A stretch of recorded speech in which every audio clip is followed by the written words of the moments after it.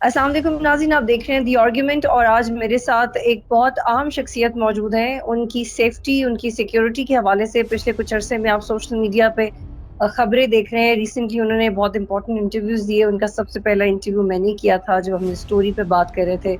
विशा अबू बकर मेरे साथ मौजूद हैं और उनका अब ये कहना है कि वो हो सकता है कि आने वाले वक़्त में खुदा न ख़ास्ता नूर एक और नूर मुकद्दम साबित हों, और वो ये बात इसलिए करती हैं क्योंकि वो खौफ़ज़दा हैं अपने शौहर से, अपने शौहर के ख़ानदान से, क्योंकि उनको कोई सपोर्ट नहीं कर रहा। उनके अपने ख़ानदान की जानों को भी ख़तरा है। वो इस वक़्त पाकिस्तान में नहीं है, अपनी जान बचा के पाकिस्तान से बाहर भागी हुई हैं। उनकी 2 साल की बेटी है और वो पुलिस के पास जा चुकी हैं, हायर अथॉरिटीज़ के पास जा चुकी हैं, लेकिन अब भी उनकी जान को जिस शख़्स से ख़तरा है, वो तमाम सबूत एफआईए में जमा करवा चुकी हैं।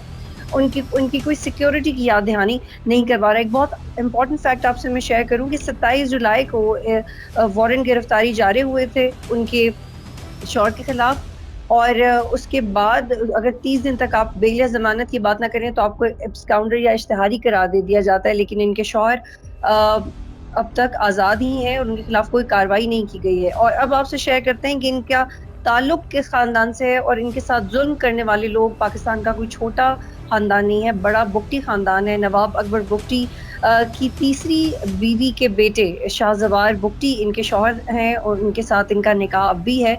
लेकिन जिस तरह से इनके इज़दवाजी ताल्लुकात रहे हैं, वो इतने बेहतर नहीं थे कि ये अपनी बेटी के साथ उनके साथ रह पातीं। ये पहले भी कई दफ़ा मीडिया पे शेयर कर चुकी हैं, खुद से व्लॉग्स बना चुकी हैं कि कैसे इनको सेक्सुअली हैरास किया गया, इनके घर पे अजीबो-गरीब एक्टिविटीज़ थी, इनकी तस्वीर फैलाई गईं, खुद बना के, खुद फैलाई गईं। बाकी उनकी ज़बानी सुनते हैं। बहुत शुक्रिया नविशा मुझे जॉइन करने के लिए। प्लीज़ बताइएगा कि आपकी कहानी क्या है और आपको कितनी सिक्योरिटी और कितनी मदद फराहम की गई है? सिक्योरिटी तो एज़ सच कोई मेरी कहानी ये है कि नवाब अकबर खान बुगटी के जो सबसे छोटा बेटा है शाहज़ाद बुगटी 2015 में मेरा इससे निकाह हुआ था। और उसके बाद बस वही चीज़ें एक्स्ट्रा मैरिटल अफेयर्स और बहुत मारपीट करना, तशद्दुद करना, वो सब बहुत अरसे तक, सालों तक चलता रहा। फिर फाइनली आई कंसीव्ड इन 2000 2018 जून। बस उसके बाद भी वो फिर ऐसे ही मारता था, प्रेगनेंसी में मारता था बहुत ज़्यादा। अक्टूबर में मेरे माँ-बाप आए 2018 में इसको थोड़ा कन्विंस करके मुझे और इसको हम दोनों को लाहौर ले गए, ताकि मेरी सेहत थोड़ी बेहतर हो जाए, मैं थोड़ा वेट पुट ऑन कर लूँ, जो कराची में मैं नहीं कर पा रही थी। तो बस फिर उसके बाद 3-4 महीने कुछ मेरे माँ-बाप के सामने मुझे प्रेगनेंसी में नहीं हाथ उठा सका, ऐसे कोई हरकत नहीं कर पाया। उसको पता था वो लोग टॉलरेट नहीं करेंगे। फिर मेरी जब बच्ची पैदा हो गई तो उसके बाद एक अजीब-सी, क्योंकि इसको हमेशा से कॉन्स्पिरेसी थ्योरीज़ में बहुत ज़्यादा इंटरेस्ट था। अर्थ फ्लैट है और अजीब-अजीब, मतलब आई वुडंट से कि ये कोई मेंटली वो मसला है, क्योंकि दुनिया में बहुत सारे लोग, वेस्ट में भी एक ग्रुप है जो कुछ कॉन्स्पिरेसी थ्योरीज़ को मानता है कि जो हमें नज़र आ रहा है बस वो सच नहीं है। तो ऐसी बातों में ये भी बिलीव करता था, यहाँ तक कि वो चीज़ रिलिजन तक चली गई। और मेरी बेटी के पैदा होने के 3-4 दिन के बाद अ, रिलिजन के ऊपर इसने मुझसे बहुत ज़्यादा झगड़ा करना शुरू कर दिया। बढ़ते-बढ़ते बहुत ज़्यादा बढ़ गया कि हर चीज़ को इसने डिनाई कर दिया। ख़ैर ये थोड़े सेंसिटिव बातें हैं और हर चीज़ के प्रूफ्स मैं एफआईए में दे चुकी हूँ, जो भी इस चीज़ के सबूत हैं। लेकिन ये इस हुँ। किस्म की बातें मैं मेरी मेरे लिए टॉलरेबल नहीं था कि मैं अपनी बेटी को ऐसे माहौल में पालूँ। जब तक और कंस्पिरेसी थ्योरीज़ थी, मैं हर बात पे इसके हाँ में हाँ मिला देती थी, क्योंकि उससे मेरे ज़िंदगी पे या मेरे मज़हब पे या मेरे ज़ाती किसी चीज़ पे फ़र्क नहीं पड़ता। अगर ये सोच के खुश है कि अर्थ फ्लैट है तो चलो ठीक है, फ्लैट मान ले, ट्रायंगल मान ले उसको, ओवल, कुछ जो उसका दिल चाहे मान ले, as long as it doesn't affect my life. जब मेरे पास इतनी बड़ी चीज़ें हैं फ़ाइट करने को कि उसके एक्स्ट्रा मैरिटल अफ़ेयर्स हैं और मुझे बहुत मार-पीट करता है, तो ऐसी बात पे डिनाई करके मैं क्यों अर्थ की शेप पे कि ये उसको इनवाइट करूँ कि मुझे मारे। मेरी बेटी है, उसके सामने इस किस्म की बातें करना, फिर वो बड़े होके बच्चे समझने लगते हैं और मुझे इजाज़त नहीं थी कि मैं कोई अच्छी बात रिलिजन की उसके सामने करूँ। फिर 1 साल जब मेरे माँ-बाप मुझे घर लेके गए तो 2021 मार्च तक ये वहीं पर ही था और ये झगड़े सब उनके सामने होते थे, 6-6 8-8 घंटे होते थे।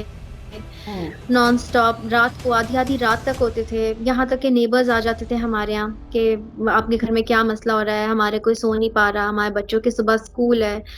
तो लेकिन ख़ैर अब वो एक्सक्यूज़ कर लेते थे और हमें समझ भी नहीं आता था ऐसी सिचुएशन में क्या जवाब दें। 2021 मार्च में ये मुझे इन्हीं झगड़ों की वज़ह से मेरी बेटी के साथ लाहौर में छोड़ के और कराची चला गया। इसकी अम्मी कराची में ही थी। फिर 21 के बाद वहाँ जाने के बाद जून में इसने थोड़ा पेस्टर करना शुरू किया मुझे और मेरी बेटी को अपनी माँ के थ्रू के इनको बुलाएँ, इनको वापस बुलाएँ और ये वो। अब मैं अपनी अम्मी से कहा पैसे नहीं करूँगा और अब मैं बहुत बदलिया हूँ और मेरी सास ने बहुत मुझे तसल्ली दी कि बहुत अच्छा हो गया, अब तो वो आपको परेशान भी नहीं करेगा कभी, आपका जो दिल चाहे आप फ़ॉलो करें, वो नहीं रोकेगा ये वो। ख़ैर फिर 2021 मार्च में मैं वापस कराची चली गई अपनी सास के और रिशाज़ बार के पास। लेकिन 1 महीना उस घर में रह के मुझे ये अंदाज़ा हुआ कि वो हालात जो मेरे घर में फिर भी ऐसे थे एटलीस्ट कि मेरे माँ-बाप की वज़ह से मुझ पे एक हद तक तशद्दुद कर सकता था, बंद कमरे में कर सकता था। यहाँ पूरे घर में खुला मुझे मारता है, इसकी माँ माँ एनकरेज करती है ऐसी चीज़ों पे। और हुँ, ये कि वो उसकी रिलिजन की बातें जो मेरे घर में करता था, लेकिन क्योंकि कोई सुनता नहीं था, मेरे अम्मी-अब्बू नहीं सुनते थे, मैं नहीं सुनती थी, तो वो बहुत ही ज़्यादा एक्सट्रीम पर जा चुकी थी। हर हद उसने पार कर दी थी। तो मेरे इसकी माँ के घर में तो वैसे ही मुझे कत्ल भी कर दे तो कोई बचाने वाला नहीं है और बहुत ज़्यादा मारपीट करता था, बहुत ज़्यादा तशद्दुद करता था। 1 महीने बाद मेरी बेटी इस किस्म का माहौल देख के उसकी भूख खराब होना शुरू हो गई, नींद खराब होना शुरू हो गई और मुझे ऐसा लगता था कि ये बीमार हो जाएगी। और कुछ बीमार वर्षा हो भी ये गई कुछ बताइएगा हद कि तक। आपने आपने ये ट्वीट भी किया कुछ दिन पहले कि आपके साथ भी वो हो सकता है जो नूर मुकद्दम के साथ इस्लामाबाद के अंदर हुआ। ये आपने क्यों कहा था? क्योंकि शाज़र जो है वो हैबिचुअल है तशद्दुद करने का। वो बहुत ज़्यादा और वो ऐसे नहीं मारता कि जैसे बस गुस्से में कोई मार रहा है, वो बहुत प्लान करके चीज़ों को मारता है। एक लड़की को इसने बहुत तशद्दुद किया था जो कराची में रहती है, उसके लिए इसने हार्डवेयर के शॉप से चीज़ें खरीदी थी, एक बहुत मोटी-सी ज़ंजीर और इस टाइप की चीज़ें इसने खरीदी थी, उसको प्लान करके टॉर्चर करता है ये। ऐसा नहीं होता कि बस एकदम से गुस्सा आ गया तो इसने ये सारा कुछ शुरू कर दिया। इसका प्लान्ड होता है टॉर्चर और ऐसे-ऐसे मैंने लोगों के साथ इसको तशद्दुद करते हुए देखा है कि एक औरत के नाखून प्लास से खींचना, उसके टाँग में स्क्रू ड्राइवर घुसाना, उसके गले को स्ट्रैंगल करने की कोशिश करना टेप से।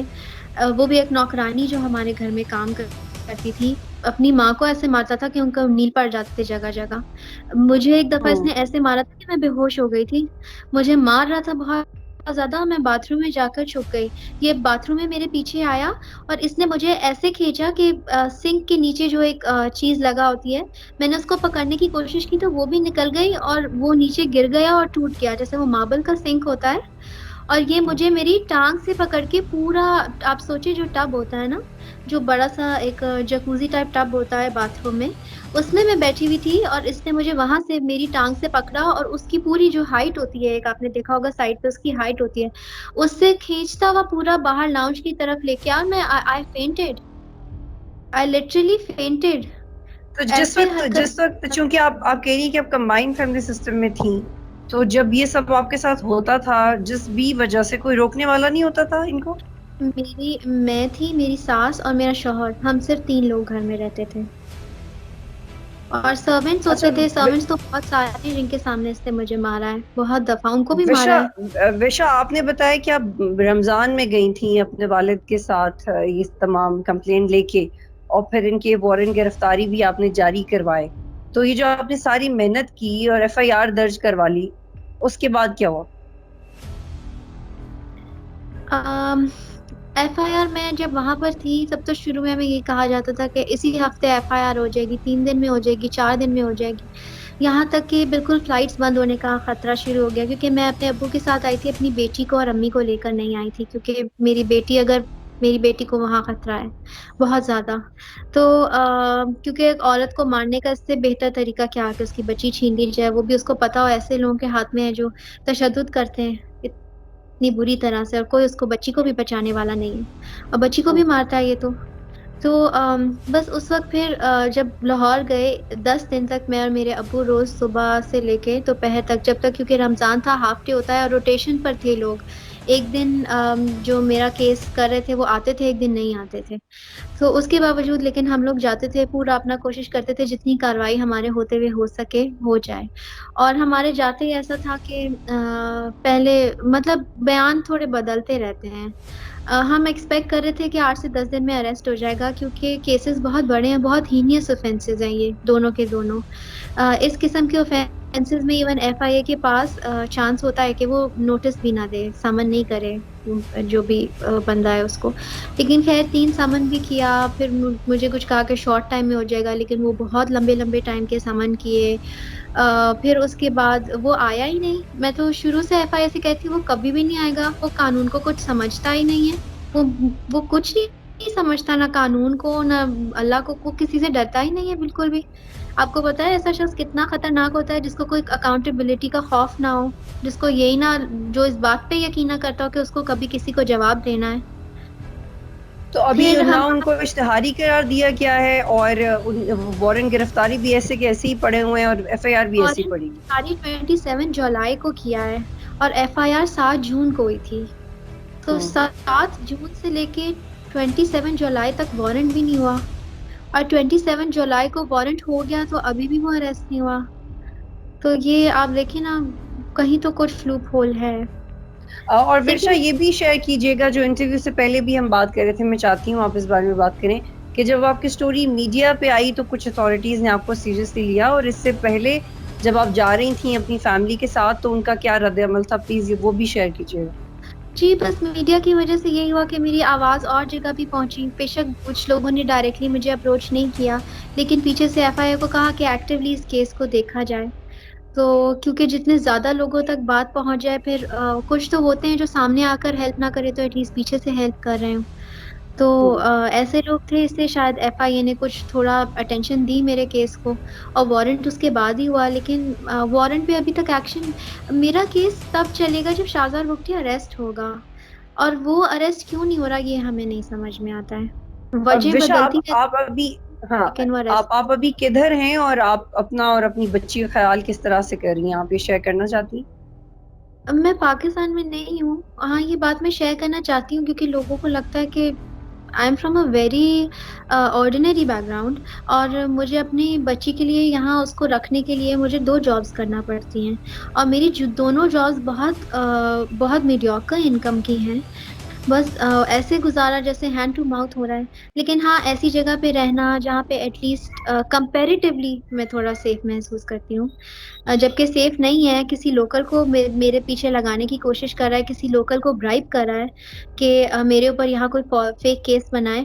अब देखिए, दुनिया में गलत काम कहीं पे भी कम नहीं तो ज्यादा पैसों से होने का चांस जरूर होता है। और मेरा ख्याल है क्राइम रेट कहीं पे कम है कहीं ज्यादा, लेकिन हर जगह है जरूर। हम्म। और बस मैं एक हालत खौफ में तो हूँ मुस्तकिल, क्योंकि जो बंदा मेरे पीछे टारगेट किलर भेज चुका है मुझे मर्डर करने के लिए, वो मेरे साथ किस हद तक जा सकता है वो। और टारगेट किलर भी ऐसे नहीं कि बस मर्डर करना है, पहले घुटनों में गोली मारनी है, फिर ये करना है, फिर जब मर जाएगी तो इसकी वीडियो बनवानी है और इसकी माँ की चीखें मैं सुनना चाहता हूँ। मेरी अम्मी ने जब ये लाहौर में था दिन रात इसको खाने सजा सजा के दिए। हमारे घर में जब तक ये था वो खाना बनता था जो शाहजवार को पसंद है, चाहे वो और किसी को पसंद है या नहीं पसंद है। 3 से 4 किस्म के फ्रूट्स काट के ट्रे बना के मेरी अम्मी इसको सर्व करती थी, और ये उनकी चीखें सुनना चाहता है मेरे कत्ल के बाद। ऐसे शख्स से आप मुझे बताएं, कोई ये नूर मुकदम ने का जो किया है तो मेरा छोटा टुकड़ा करके फेंक देता। ये बहुत जालिम आदमी है, and I am not the first woman जिसकी पिक्चर्स और वीडियोस इसने लीक की हैं। मुझसे पहले बहुत औरतों की हैं। वो बेचारी शायद सामने इसलिए नहीं आ पाई क्योंकि हमारी सोसाइटी ऐसी है कि कोई रिलेशनशिप में हो तो वो बेचारे को बदनाम ज्यादा कर देते हैं। लेकिन मैं तो बीवी हूँ, उनके साथ किया तो चलो, बीवी के साथ कैसे कोई कर सकता है, वो बच्चे की माँ के साथ वो कदम। मैं तो बीवी हूँ शाहजवार की, मेरे लिए तो और डेंजरस है ये चीज, क्योंकि मेरे साथ एक छोटा बच्चा है। ठीक है, बहुत शुक्रिया।